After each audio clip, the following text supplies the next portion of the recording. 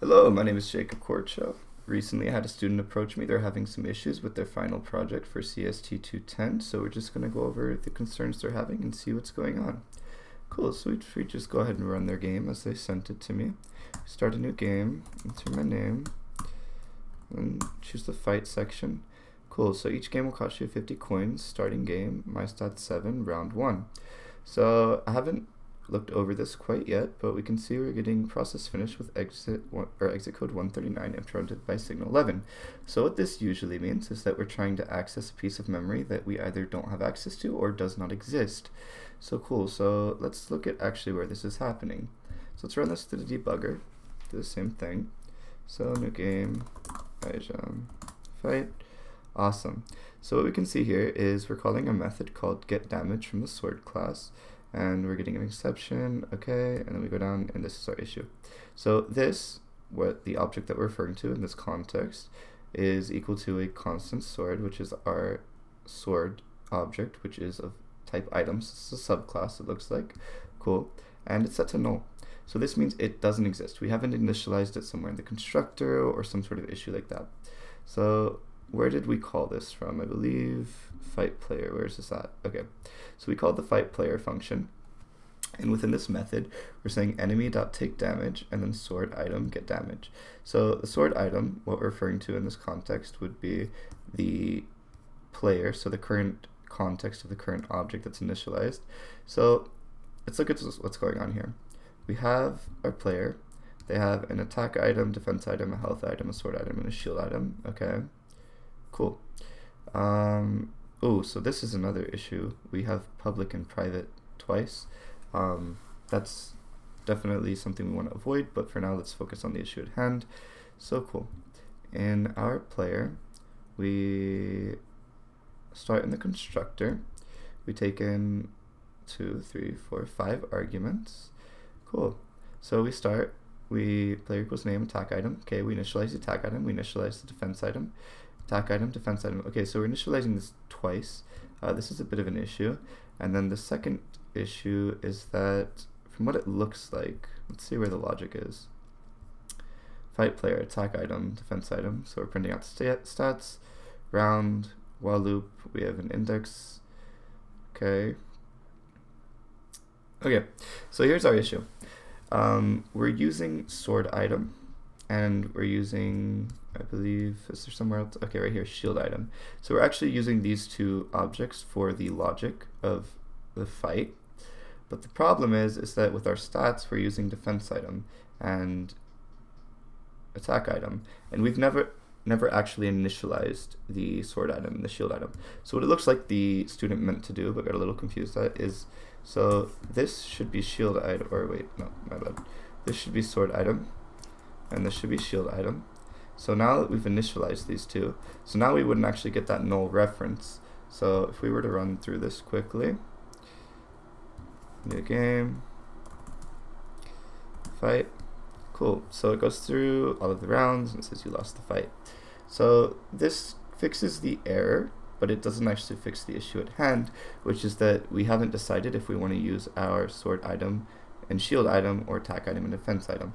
So what we can do is actually just completely get rid of these two, the attack item and the defense item. We can get rid of these in the header as well. And what we're going to do now is just go to all of these instances, and we could just refactor, but just to show you, we're going to all of the attack items, we'll change that to sword item. So, sorry, was that attack item? Okay, change that to shield item.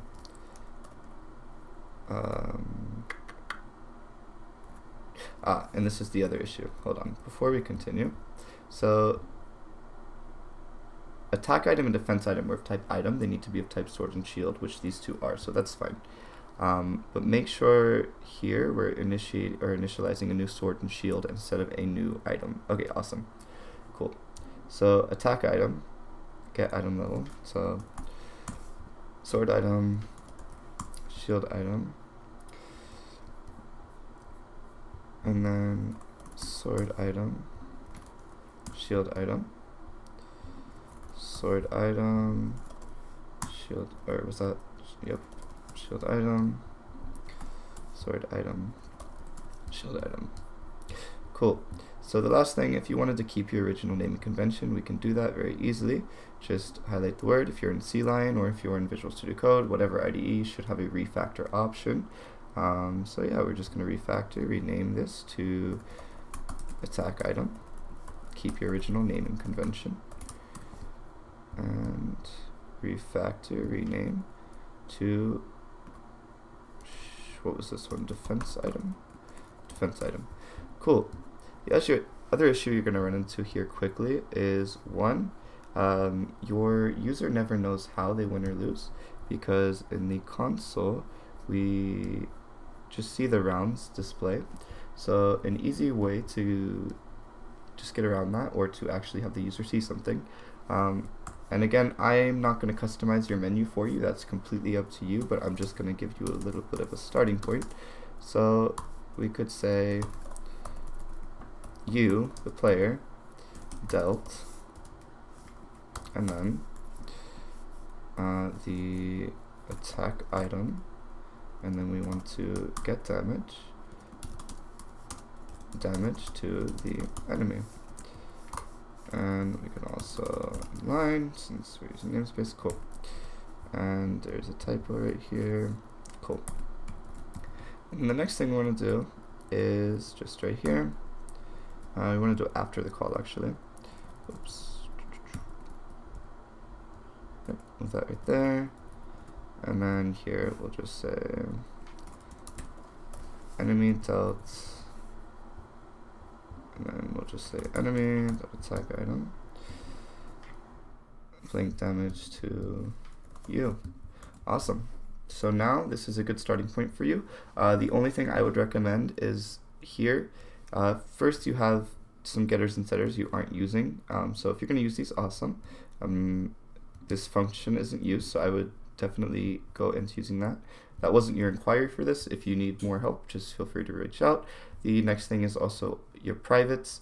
You can move all of your variables into one section, and then you can move all of your public into one section as well. There's no reason to have two publics and two privates. That is definitely bad practice. And then my last recommendation to you, which again, this is your project, do it how you see fit, but my last recommendation would to move all of this logic you have in the main. It's pretty messy. I would make a new class, maybe call it game manager, game menu, something along those lines. And then also just try to keep your logic in the methods to do just one thing. So here we have fight player, but truthfully here we have quite a bit of logic that maybe should be in also the game manager file, or class rather, because we're doing a lot of things that maybe don't pertain to just the player. We're interacting with other objects as well. We're interacting with an enemy object, so that might be something you want to have in a game manager where you can really define that enemy, you, and everything. But just to run this and make sure everything's working correctly, we go ahead and have a new game and fight. And then also here I see one more issue I would recommend looking over. So you dealt 1.5 damage to the enemy. Okay, so yeah, I mean, you might want to print the health and everything, but I noticed this earlier here. Yeah, so your conversion is from a float to an int, so you need to make sure your data types align here, because if not, you're dealing 1.5 damage, but because the health, or I'm not sure what, yeah, I believe the health there is an integer. Because of this, what's happening is it's only going to round from a conversion from a float to an int. And then the last thing is I would balance this a bit, because we're only doing 1.5 damage at 100 health.